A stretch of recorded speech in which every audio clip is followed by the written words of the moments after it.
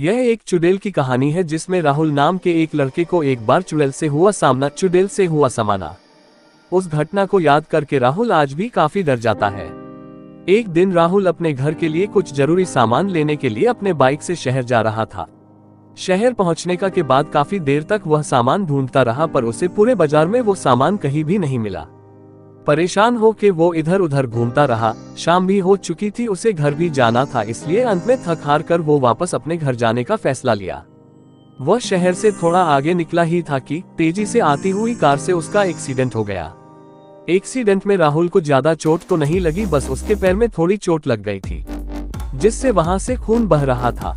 रास्ता सुनसान होने के कारण कार वाला वहां से भाग गया। अब राहुल अकेला ही था। उसने अपनी बाइक उठाए और घर की तरफ चल दिया। थोड़ी दूर जाते ही राहुल को एक अस्पताल दिखाई दिया।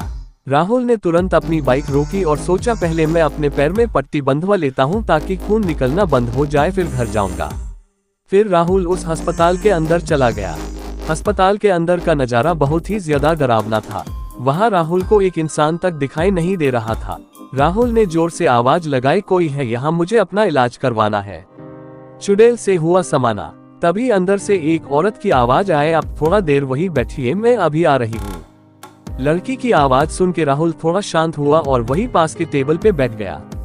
राहुल के बैठते ही वहां की लाइट बंद चालू होने लगी और किसी औरत के डरवाने तरीके से हंसने की आवाज आई।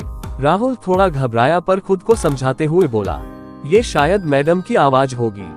फिर एकदम से जोर से चीखने की आवाज आई। राहुल इतना सुनते ही राहुल एकदम से डर गया और टेबल से खड़ा होकर बाहर निकलने लगा।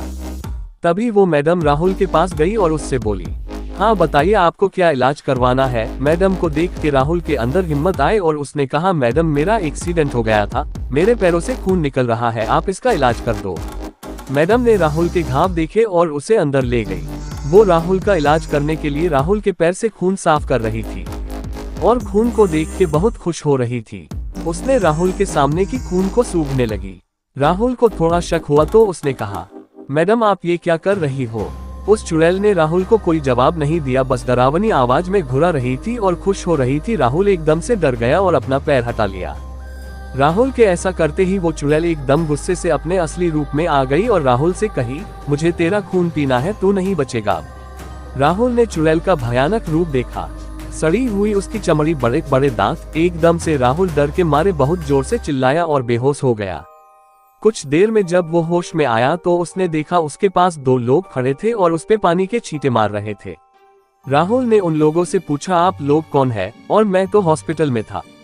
उन लोगों ने राहुल से कहा, भाई तू पागल वागल है क्या, कौन सा हॉस्पिटल, यहाँ दूर दूर तक कोई भी हॉस्पिटल नहीं है। राहुल खड़ा हुआ और उन लोगों को हॉस्पिटल दिखाने के लिए जैसे ही पीछे मुड़ा, राहुल के पैरों से जमीन खिसक गई, क्योंकि वहां हॉस्पिटल नहीं बल्कि एक कब्रिस्तान था। इतना देखते ही राहुल को याद आ गया कि उसे चुड़ैल मारने ही वाली थी। तो राहुल डर के मारे जोर जोर से चिल्लाने लगा, मुझे बचा लो, मुझे बचा लो। चुड़ैल से हुआ समाना। राहुल के साथ जो लोग थे वो समझ गए थे कि राहुल काफी डर चुका है। फिर उन लोगों ने राहुल को उसके घर तक पहुंचा दिया। उसके बाद से राहुल कभी भी उस रास्ते से अकेले नहीं गया और उस घटना को याद करके आज भी वो बहुत ज्यादा डर जाता है।